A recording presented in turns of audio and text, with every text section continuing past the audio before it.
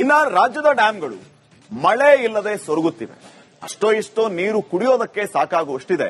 ರಾಜ್ಯದ ರೈತರಿಗೆ ನೀರು ಬಿಡೋದಕ್ಕೆ ಸರ್ಕಾರ ಹಿಂದೇಟು ಹಾಕಿದೆ. ಈ ಕ್ಲಿಷ್ಟ ಸಮಯದಲ್ಲಿಯೂ ಕೂಡ ತಮಿಳುನಾಡು ನಮಗೆ ನೀರು ಕೊಡಿ ಅಂತ ಮತ್ತೆ ಒತ್ತಾಯ ಮಾಡ್ತಾ ಇದೆ. ಇದು ರೈತರಲ್ಲಿ ಆತಂಕಕ್ಕೆ ಕಾರಣ ಆಗಿದೆ.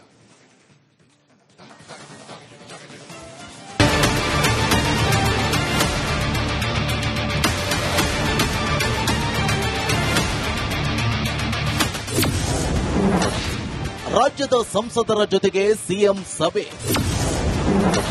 ಬರ ಕಾವೇರಿ ವಿಚಾರವಾಗಿ ಧ್ವನಿ ಎತ್ತಿ ಸಂಸದರಿಗೆ ಬರಗಾಲದ ಬಗ್ಗೆ ಸಮಾಲೋಚನೆ. ರಾಜ್ಯದಲ್ಲಿ ಮಳೆ ಇಲ್ಲದೆ ಜಲಾಶಯಗಳು ಬರಿದಾಗಿವೆ. ಅಷ್ಟೋ ಇಷ್ಟೋ ಬಂದಿರೋ ಮಳೆಯಿಂದ ಜನರ ದಾಹ ತೀರಿಸಲಿಕ್ಕಷ್ಟೇ ಸಂಗ್ರಹ ಇದೆ. ರಾಜ್ಯದ ರೈತರಿಗೆ ನೀರು ಬಿಡಲು ಸರ್ಕಾರದ ಹಿಂದೇಟು ಹಾಕಿದೆ. ಈ ಕ್ಲಿಷ್ಟ ಸಮಯದಲ್ಲಿಯೂ ತಮಿಳುನಾಡು ನಮಗೆ ನೀರು ಕೊಡಿ ಅಂತ ಮತ್ತೆ ಖ್ಯಾತೆ ತೆಗೆದಿದೆ.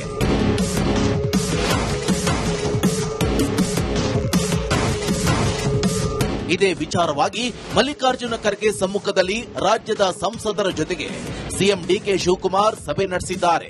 ಈ ಸಭೆಯಲ್ಲಿ ಮುಂಗಾರು ಅಧಿವೇಶನದಲ್ಲಿ ರಾಜ್ಯಕ್ಕೆ ಸಂಬಂಧಿಸಿದಂತೆ ಬರ ಕಾವೇರಿ ವಿಚಾರವಾಗಿ ಧ್ವನಿ ಎತ್ತುವ ಬಗ್ಗೆ ಚರ್ಚೆ ನಡೆಸಲಾಯಿತು. ಕಾವೇರಿ ಕೊಳ್ಳದಲ್ಲಿ ಮತ್ತೆ ಡವ ಮತ್ತೆ ಶುರುವಾಗುತ್ತಾ ಕಾವೇರಿ ಕದನ. ನಾಳೆ ಇದೇ ವಿಚಾರವಾಗಿ ಸಿಡಬ್ಲ್ಯೂಎಂಎ ಸಭೆ ನಡೆಯಲಿದೆ. ಈ ಮಹತ್ವದ ಸಭೆಯಲ್ಲಿ ಕರ್ನಾಟಕ ಸಂಕಷ್ಟ ಸೂತ್ರವನ್ನ ಬರಗಾಲದ ಸಂದರ್ಭದಲ್ಲಿ ಅನ್ವಯಿಸಲು ಸಾಧ್ಯವಿಲ್ಲ. ಅಣೆಕಟ್ಟುಗಳಲ್ಲಿ ನೀರು ಸಂಗ್ರಹವಾದರೆ ಮಾತ್ರ ನೀರು ಹರಿಸಲು ಸಾಧ್ಯ. ಆದರೂ ತಮಿಳುನಾಡು ಖ್ಯಾತೆ ತೆಗಿತಾ ಇದೆ. ಇದು ಮಂಡ್ಯ ಮೈಸೂರು ಭಾಗದ ರೈತರಲ್ಲಿ ಆತಂಕ ಮೂಡಿಸಿದೆ. ಹಾಗಾದ್ರೆ ಸದ್ಯ ಕೆಆರ್ಎಸ್ ಹಾಗೂ ಹಾರಂಗಿಯಲ್ಲಿ ಎಷ್ಟು ನೀರಿನ ಸಂಗ್ರಹ ಇದೆ ಅಂತ ನೋಡೋಣ. ಕೆಆರ್ಎಸ್ ಡ್ಯಾಂ ಗರಿಷ್ಠ ಮಟ್ಟ 124.80 ಅಡಿ ನೀರಿದೆ.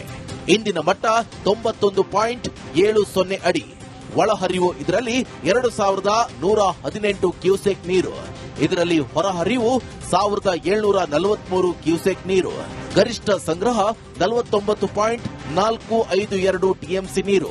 ಇಂದಿನ ಸಂಗ್ರಹ 16.977 ಟಿಎಂಸಿ ನೀರು.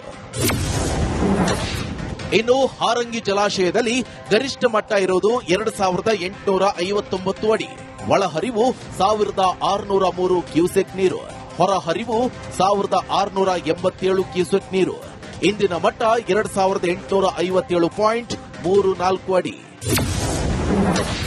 ಮೇಕೆದಾಟು ಯೋಜನೆ ಬಗ್ಗೆ ರಾಜ್ಯಸಭೆಯಲ್ಲಿ ಚರ್ಚೆ. ಡಾಕ್ಟರ್ ಅನ್ಬುಮಣಿ ಪ್ರಶ್ನೆಗೆ ರಾಜ್ಯ ಖಾತೆ ಸಚಿವ ಉತ್ತರ. ಇನ್ನು ಮೇಕೆದಾಟು ಯೋಜನೆ ಸಂಬಂಧ ಕೇಂದ್ರ ಜಲಶಕ್ತಿ ರಾಜ್ಯ ಖಾತೆ ಸಚಿವ ರಾಜಭೂಷಣ್ ಚೌಧರಿ ರಾಜ್ಯಸಭೆಯಲ್ಲಿ ತಮಿಳುನಾಡಿನ ಡಾಕ್ಟರ್ ಅನ್ಬುಮಣಿ ಅವರ ಪ್ರಶ್ನೆಗೆ ಉತ್ತರವನ್ನ ನೀಡಿದ್ದಾರೆ. ಮೇಕೆದಾಟು ಜಲಾಶಯ ನಿರ್ಮಾಣಕ್ಕೆ ಕರ್ನಾಟಕವು ತಮಿಳುನಾಡು, ಕೇರಳ ಹಾಗೂ ಪುದುಚೇರಿಯಂತಹ ನೆರೆ ರಾಜ್ಯಗಳ ಒಪ್ಪಿಗೆ ಪಡೆಯುವ ಅಗತ್ಯ ಇಲ್ಲ ಅಂತ ಕೇಂದ್ರ ಜಲಶಕ್ತಿ ಸಚಿವಾಲಯ ಸ್ಪಷ್ಟಪಡಿಸಿದ್ದಾರೆ.